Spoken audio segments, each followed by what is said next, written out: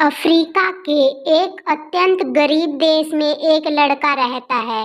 वह लड़का अपने 8 भाई बहनों में सबसे बड़ा था।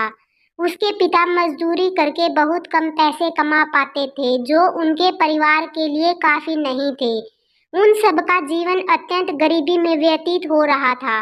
उनके जीवन में मूलभूत वस्तुएं जैसे खाना और कपड़ा जैसी चीजों का भी बहुत अधिक अभाव था।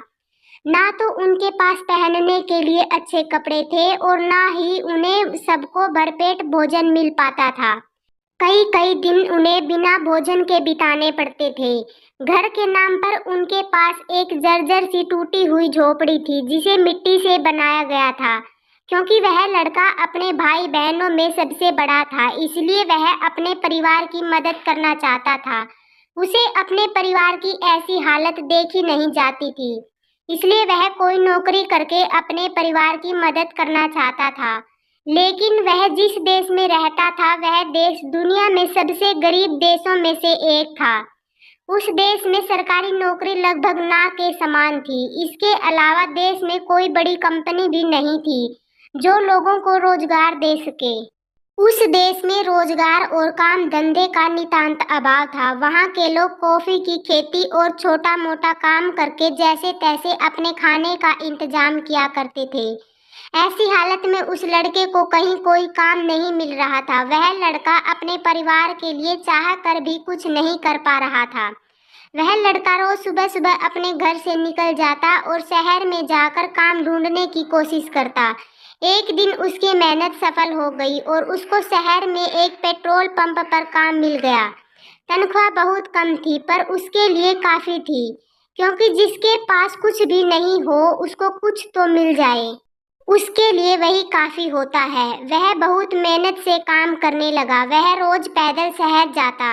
वह दिन भर काम करके पैदल ही वापस आ जाता। इतनी मेहनत करने के बाद वह बहुत थक जाता था, लेकिन अब वह भी अपने परिवार की मदद कर पा रहा था।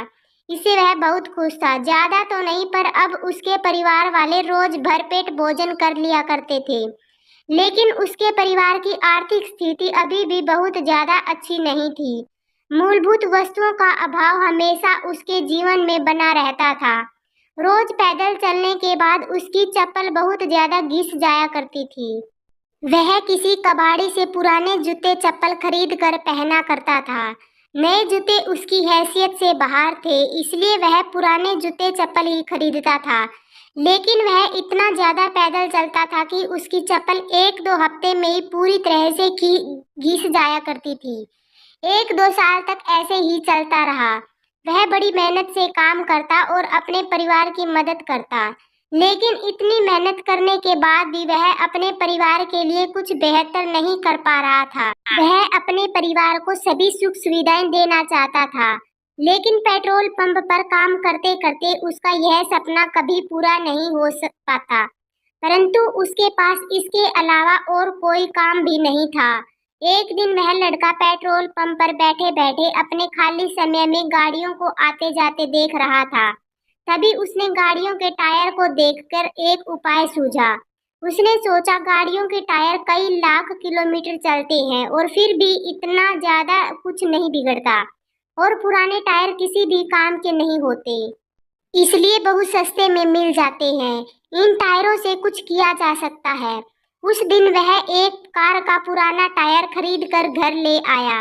घर वालों ने जब उससे पूछा कि इस पुराने टायर का तुम क्या करोगे, तो उसने कुछ नहीं कहा। अब वह हर रोज शाम को एक पुराना टायर अपने घर ले आता।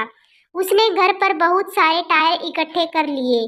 घर वाले जब उससे पूछते कि इन टायरों का क्या करेगा, तो वह कुछ नहीं बताता। उसके घर वाले सोचने लगे कि इसका दिमाग खराब हो गया है। आसपास के लोग भी उसे पर हंसने लगे कि यह लड़का तो पागल हो गया है, जो पुराने टायरों को अपने घर में इकट्ठा कर रहा है। लेकिन उस लड़के को लोगों की बातों का कोई फर्क नहीं पड़ता।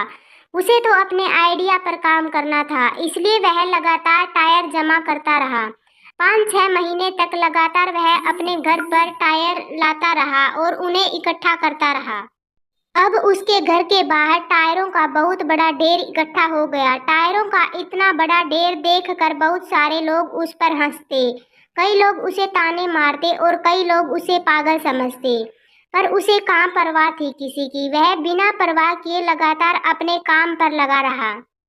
एक दिन वह अपने काम से जल्दी ही घर लौट आया। इस बार उसके हाथ में कोई पुराना टायर नहीं बल्कि कुछ औजार और कुछ सामान था। घर आकर उसने घर वालों से कहा कि मैं कल से काम करने शहर नहीं जाऊंगा, बल्कि घर से ही उन टायरों से काम करूंगा। उसके घर वालों को अब पूरी तरह से विश्वास हो गया कि यह लड़का पागल हो चुका है। उसी दिन उस लड़के ने अपने औजारों से 4-5 टायरों को काटकर 10 जोड़ी चप्पल बना ली।